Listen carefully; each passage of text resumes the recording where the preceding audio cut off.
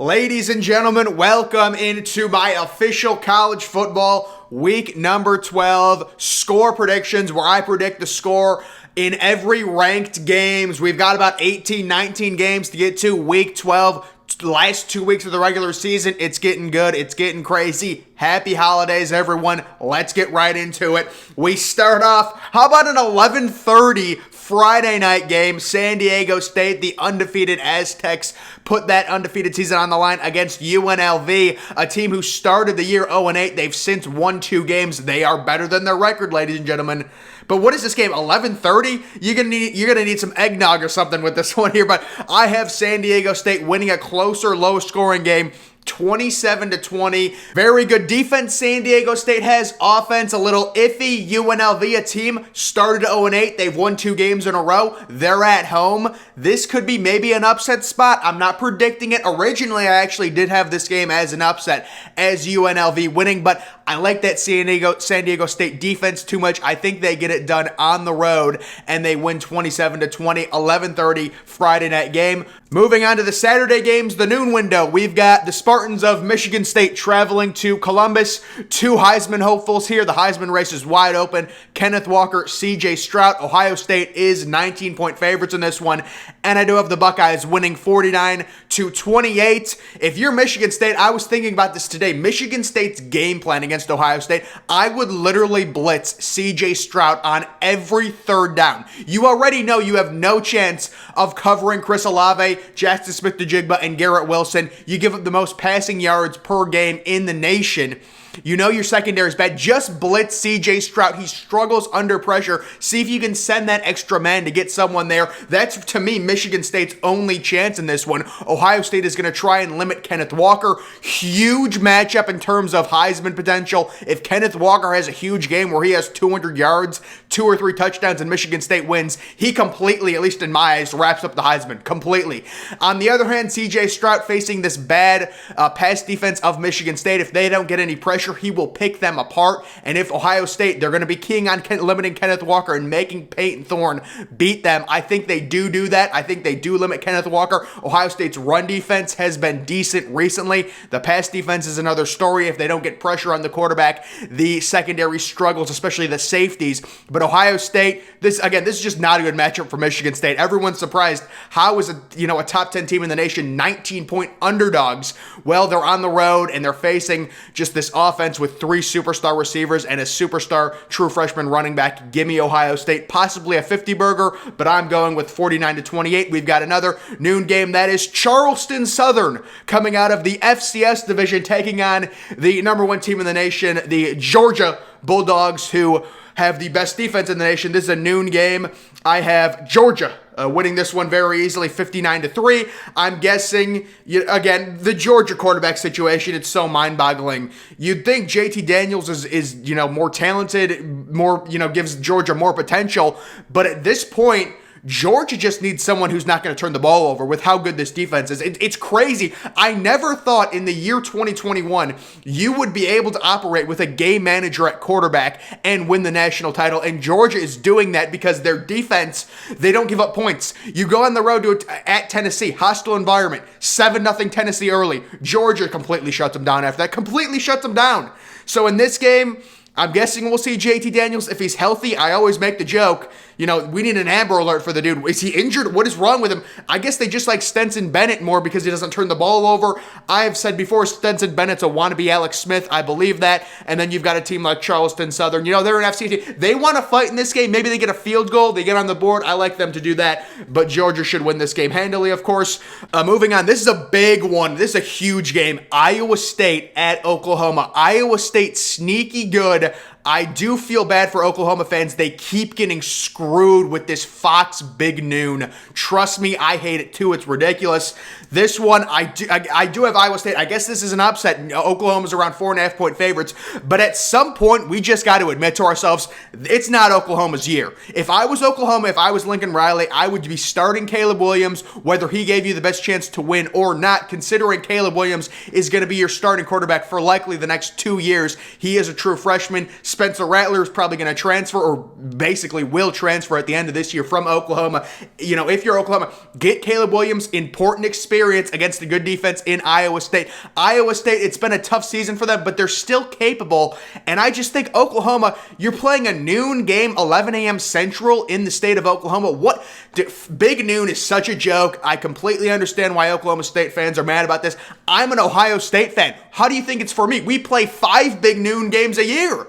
I hate big noon. It's terrible. Why is this game at noon? I don't know, but I think it hurts Oklahoma, and I think it hurts their fan atmosphere.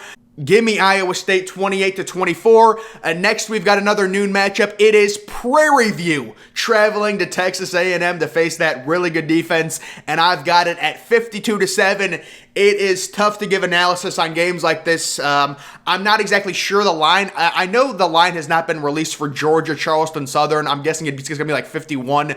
I don't think I've seen a line for Prairie View, Texas A&M yet. So maybe we'll see one later in the week. It's tough to really give you analysis on these games. Basically, what happens is you're going to see Texas A&M play their starters the first half. It'll probably be like 38-0, and then they're just going to sit on the ball the entire second half with their backups. And you're looking at something like 52-7. That's where these games tend to end. We'll have to see if Prairie View can score a touchdown. They are a decent team in the FCS division I've seen there, but when it comes to facing a potential top 15, top 10 team in the nation, you're not going to beat them. You're not going to beat them. It is what it is. Next, we've got a very intriguing matchup. Sam Hartman and Wake Forest traveling to Clemson. Clemson, believe it or not, is 7-3 on the year. They do have a good defense, but I do have Wake Forest winning this game 31-24. Everything we've been told this season says Wake Forest is the better team. I know Vegas has Clemson favored. I understand why. Their talent level on defense is impressive. They've got a 5-star quarterback, but everything this season tells us Wake Forest is going to win this game. And I'm not having Wake Forest score 50 points. I'm being realistic here. They're going to score 31 with Sam Hartman. I believe they get the job done. Clemson, they're 7-3. They're trying to salvage their season a little bit. I can respect it. I understand. But give me Wake Forest to win this game. Really intriguing matchup. I'm not sure which network this is. Is this maybe the ACC network? I hope not. I hope this is on ESPN. But honestly, it won't matter. The noon window. It's going to be Ohio State and Michigan State. That's the big game there. We've got Purdue traveling to Northwestern. Kind of a tough spot for Purdue at noon. Just waking up there. I have Purdue winning this game 31-10. Aiden O'Connell, really impressive quarterback, really accurate quarterback with David Bell. I just wonder, you've got to get this team up. If you're Purdue, get up for this game. You're still a good team. You may be unranked in the updated poll. You did lose to Ohio State by a lot, but you're still a good team. Don't ruin your season by going on the road and not getting up for a game at Northwestern. It's a noon game. Again, warning, it's a noon game. These kids, they're sleepy in the morning. They wake up, they sleep in. They get sleepy for these games. So watch out here, Purdue. They need to play well. Northwestern has a really bad offense, but they play hard for Pat Fitzgerald, and they have a feisty defense. Handle your business if you're Purdue. I believe you're a top 20 team in the country. Please don't disappoint me. I've got Purdue winning this one 31-10. We've got a random 2 o'clock start time. It is Illinois traveling to Iowa to take on the Hawkeyes, and I do have Iowa winning this game 24-7. Iowa last week coming off the win over Minnesota, where Iowa got outgained by about 180 yards. I don't know how that's possible against Minnesota's offense, but they did. Iowa, they were ranked second, trying to salvage a little bit here, trying to make a decent bowl game. They do have 3 losses. You're facing an Illinois team who has played better recently and maybe could sneak into a bowl game. They're going to be motivated, but that Iowa defense is going to be too much to handle. It feels like every game Iowa's at home. Do people not get that vibe? Like every week Iowa, it's a home game for them. I don't know. It just feels like it. I know it's not the case. It just feels like I get the vibe like that. So this is a random 2 o'clock game. I have Iowa. Take the under in this, although the over-under I think is 38 in this. With Iowa, the over-under is always under 40. So I have Iowa winning that one 24-7. The 2:30 NBC game, it is Georgia Tech traveling to Notre Dame. Notre Dame got a big win last week, although it was mainly due to Brennan Armstrong being out for Virginia. I've got this, the under. Take the under in this one 100%. The under is hitting. Give me Notre Dame 27-14. A lot of people kind of hyping up Notre Dame. Let's calm down a little bit. They beat a true freshman quarterback in Virginia. The number models are going to improve drastically because the number models don't account for injuries. The analytics don't account for injuries, and the fact that Brendan Armstrong did not play. I like this Notre Dame team. I've doubted them before. I know they only have 1 loss. Good for them. But come on, let's be honest. We got guys like Reese Davis talking about how Notre Dame can make the playoff. Let's be real, folks. It's not happening. Georgia Tech, again, this is the under. The under 100%, 2:30 afternoon game at Notre Dame on NBC, 27-14 written all over it.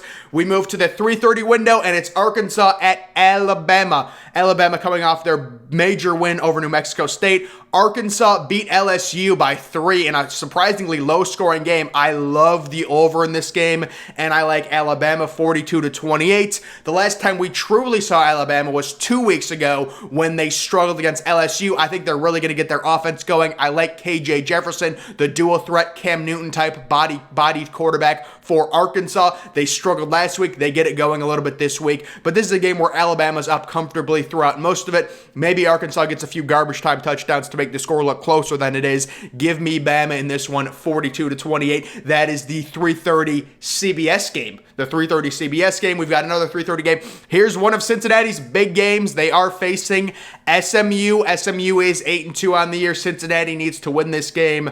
And at this point with Cincinnati, I just think they got to win out. Just win out any way possible and hope things fall your way. You haven't gotten the style points. It is what it is. You just win out and just go undefeated. I have them winning this game 38-31. SMU's offense is very capable, but Cincinnati does have a very good defense with 2 potential first-round picks, 1 guaranteed first-round pick in Gardner, the cornerback, and then maybe another pass rusher as a potential first-round pick. I believe this game is on ESPN2, I want to say. Should be a fun one. 3:30 game. Again, this is a big game for Cincinnati. We'll see if the committee does decide to maybe rank SMU 24th or 25th. They're coming off a major win against UCF, although UCF, we know, their starting quarterback has been out for the year for a while now, so not as impressive maybe, but still, 38-31 I have as the score. Higher scoring game. Cincinnati gets it done. They are at home. If this game was at SMU, it'd be very tight. I could see SMU winning.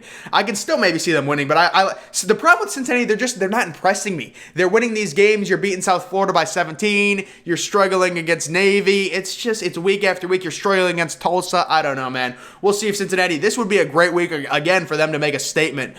We've got another 3:30 game. It is Michigan traveling to Maryland. Kind of an interesting 3:31 here, and I do have Michigan the week before Ohio State getting the job done. This is a no-nonsense Michigan football team. That's what I always say. They have great coaching, especially on the defensive side of the ball. 41-21. They're going to run the ball. Blake Corum, I'm guessing, even if he's healthy, they're not going to want to play him much. They want him healthy, 100% healthy for Ohio State. They get up early. They sit on the ball in the second half, and they win this game easily. Maryland, good passing team. I've got a lot of respect for that passing offense, but Michigan's just going to be too much to handle. They have too good of a defense and too fundamentally sound on the road. They will avoid the upset here and cover the 14.5-point spread, winning this game 41-21.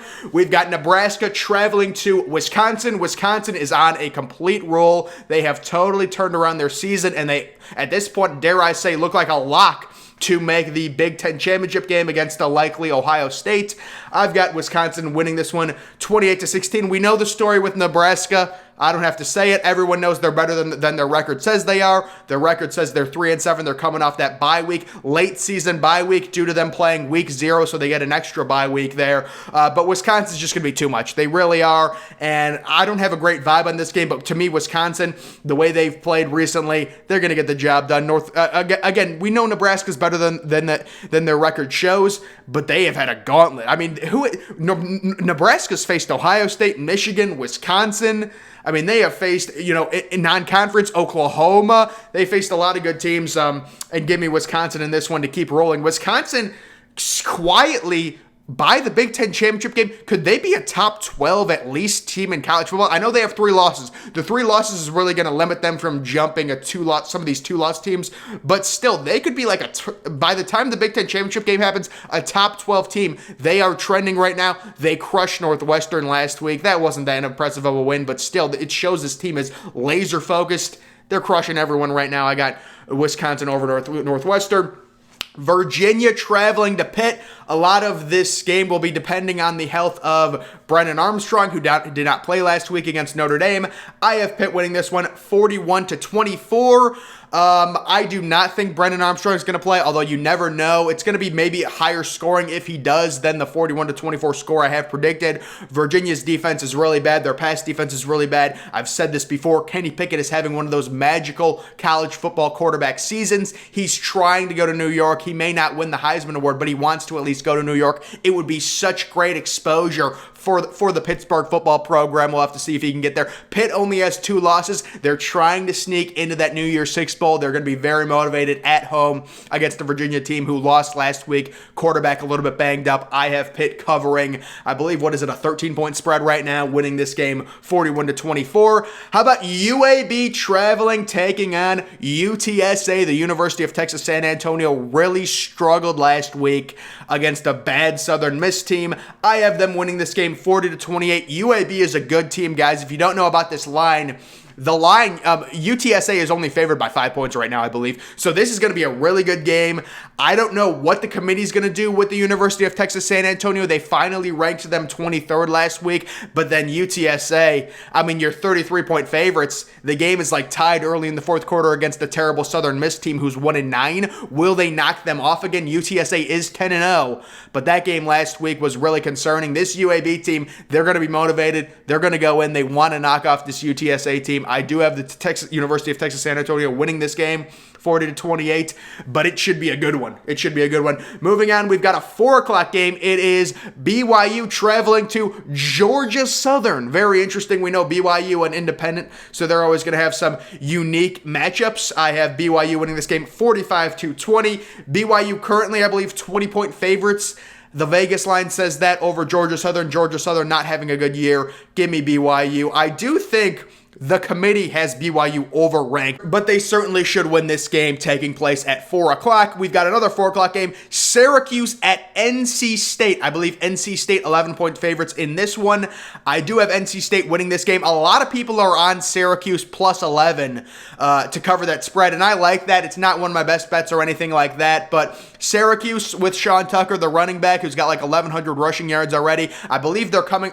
No, I think they played last week. They had a bye 2 weeks ago, I believe, so they played last week. Syracuse is a feisty team. They really are a feisty team. They'll hang in there. They're no pushover in the ACC, so I like them to keep this game close against NC State, trying to stay ranked in the ACC, trying to stay relevant. At home, they get the win, but it's closer than expected. Very rare 5:30 start time. It is Baylor coming off their huge home win against Oklahoma, traveling to Kansas State.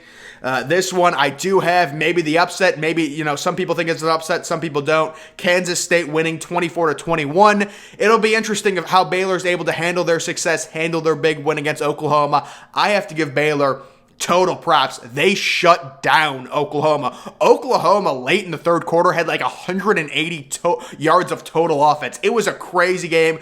I do have them losing this game. Kansas State has a really good defense. They're going to be at home. It's a weird start time. I guess it is 4:30 local time there in Kansas. But overall, I like Kansas to win this game. Close, low scoring. Vegas, I believe, has Baylor as a 1-point favorite, so it should be really close. This should be one of the good games of college football, but I do expect a lower scoring game like the under in this one, and then Kansas State the outright win. Although Baylor, I give them total props for their win last week. They shut Lincoln Riley up, and it was amazing to see, to be quite honest with you.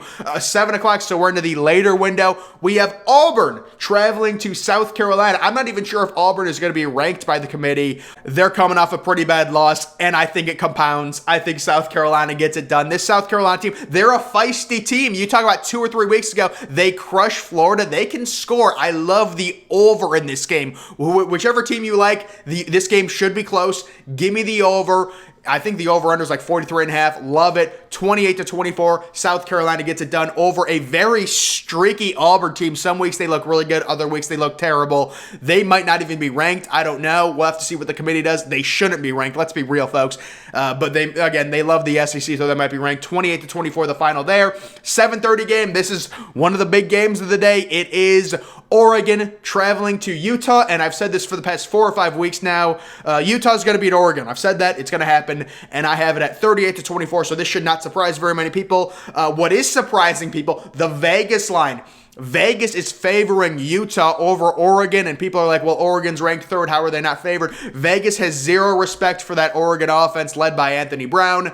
Nothing against Oregon. They're a solid team. They're definitely a top 20 team in the nation, but I had Utah as one of my preseason surprises. I thought they were going to be really good. They start the season, they lose 2 games early, but they've since gone on a run, maybe a little bit closer than expected against Arizona last weekend on the road, but to me, they were totally looking ahead, ready for this Oregon game at home. 4:30 start time in Utah. Great vibes. The sun's going to be setting. It's going to be cold. Give me Utah. I think it'll be a close game in the first half. Utah pulls away a little bit and ends up winning by 14 overall. Another 7:30 game. It is Vanderbilt traveling to Ole Miss and Matt Corral. Matt Corral finally out of the Heisman race. It only took about 10 weeks of him throwing 1 touchdown pass, but it finally happened. I have Ole Miss in this one, 55-17. A lot of scoring. Ole Miss should be up probably like 38-0 late in the second quarter, something like that. There's really nothing you can say about this game. I know Ole Miss is like a 37.5 point favorite. That's what I'm remembering right now when the line opened. But 7:30 game, believe it's on SEC Network if you're interested, but not a real big one. Vanderbilt's one of the worst, probably the second, although maybe with Kansas beating Texas, maybe they are the worst FBS team probably at this point. Or not the worst FBS team, excuse me, the worst Power 5 team in college football at this point. So that game's on at 7:30. 8 o'clock game. This is actually the last ranked matchup. It's 8 o'clock, so it's surprising there's no 10 or 10:30 games. I guess that's because San Diego State's playing at 11:30 on Friday. But it is Oklahoma State traveling to Texas Tech. Oklahoma State last weekend looked so impressive against TCU, but I'm not a believer. I am not a believer, and they're trying to drum up bedlam. Remember, Oklahoma State to me is going to be looking past Texas Tech. You got to go on the road. You got to go on the road to face Texas Tech. I think either way this game is going to be close. Oklahoma State's around a 10-point favorite right now, but give me Texas Tech the week before Bedlam. Oklahoma State, looking forward to that matchup with Oklahoma, potentially 2 one-loss teams, top 10 matchup. I like the upset. I like Texas Tech to win outright 28-25. Texas Tech, they're not a great team, but they can win a game like this. They're not terrible. They're a mediocre Big 12 football team, and they can facilitate a win against a team like Oklahoma State if Oklahoma State is looking ahead to Bedlam, which everyone's been talking about. So, guys, that is it for all of the top 25 matchups for this upcoming week number 12. Make sure you're following me on Twitter. Link to that's always in the description. I'm, of course, the Depressed Ginger. Thank you for watching.